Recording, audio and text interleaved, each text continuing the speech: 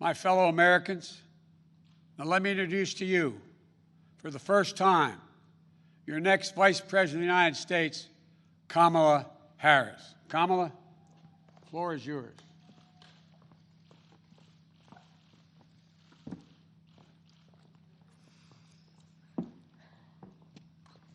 What do you want? Here you go. Thank you, Joe. Thank you. Thank you, Joe. As I said, Joe, when you called me, I am incredibly honored by this responsibility, and I'm ready to get to work. I am ready to get to work. After the most competitive primary in history, the country received a resounding message that Joe was the person to lead us forward. And Joe, I'm so proud to stand with you. And I do so mindful of all the heroic and ambitious women before me, whose sacrifice, determination, and resilience makes my presence here today even possible. This is a moment of real consequence for America. Everything we care about, our economy, our health, our children, the kind of country we live in, it's all on the line. We're reeling from the worst public health crisis in a century. The president's mismanagement of the pandemic has plunged us into the worst economic crisis since the Great Depression. And we're experiencing a moral reckoning with racism and systemic injustice that has brought a new coalition of conscience to the streets of our country, demanding change. America is crying out for leadership. Yet we have a president who cares more about himself than the people who elected him. A president who is making every challenge we face even more difficult to solve. But here's the good news. We don't have to accept the failed government of Donald Trump and Mike Pence. In just 83 days, we have a chance to choose a better future for our country.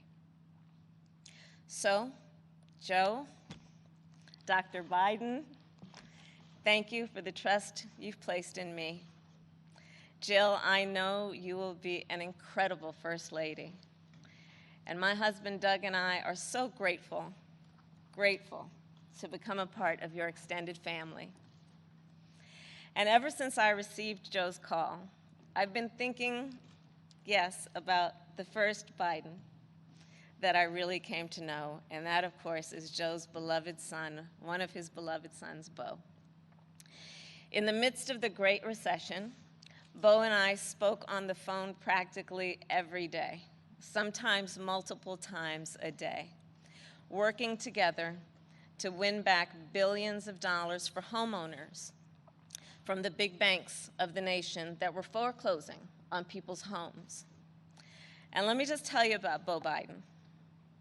I learned quickly that Beau was the kind of guy who inspired people to be a better version of themselves. He really was the best of us. And when I would ask him, where'd you get that? Where did this come from? He'd always talk about his dad. And I will tell you, the love that they shared was incredible to watch. It was the most beautiful display of the love between a father and a son. And Beau talked about how Joe would spend 4 hours every day riding the rails back and forth from Wilmington to Washington so he could make breakfast for his kids in the morning and make it home in time to tuck them in bed each night. All of this so 2 little boys who had just lost their mom and their sister in a tragic accident would know that the world was still turning. And that's how I came to know Joe. He's someone whose first response when things get tough is never to think about himself, but to care for everyone else. He's someone who never asks, why is this happening to me? And instead asks, what can I do to make life better for you? His empathy, his compassion, his sense of duty to care for others is why I am so proud to be on this ticket. And Joe and I, yes, we are cut from the same cloth.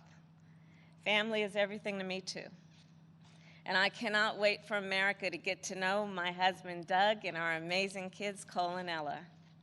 Because whether I'm cheering in the bleachers at a swim meet, or setting up a college room dorm, or helping my goddaughter prepare for her school debate, or building Legos with my godson, or hugging my 2 baby nieces, or cooking dinner, Sunday dinner, my family means everything to me. And I've had a lot of titles over my career, and certainly vice president will be great, but Mamala will always be the one that means the most. And you know, my mother and father, they came from opposite sides of the world to arrive in America, one from India and the other from Jamaica, in search of a world-class education. But what brought them together was the civil rights movement of the 1960s. And that's how they met, as students in the streets of Oakland, marching and shouting for this thing called justice, in a struggle that continues today. And I was part of it. My parents would bring me to protests strapped tightly in my stroller. And my mother, Shamala, raised my sister Maya and me to believe that it was up to us and every generation of Americans to keep on marching. She'd tell us, don't sit around and complain about things, do something. So I did something. I devoted my life to making real the words carved in the United States Supreme Court, equal justice under law. And 30 years ago, I stood before a judge for the first time, breathed deep, and uttered the phrase that would truly guide my career and the rest of my career. Kamala Harris for the people.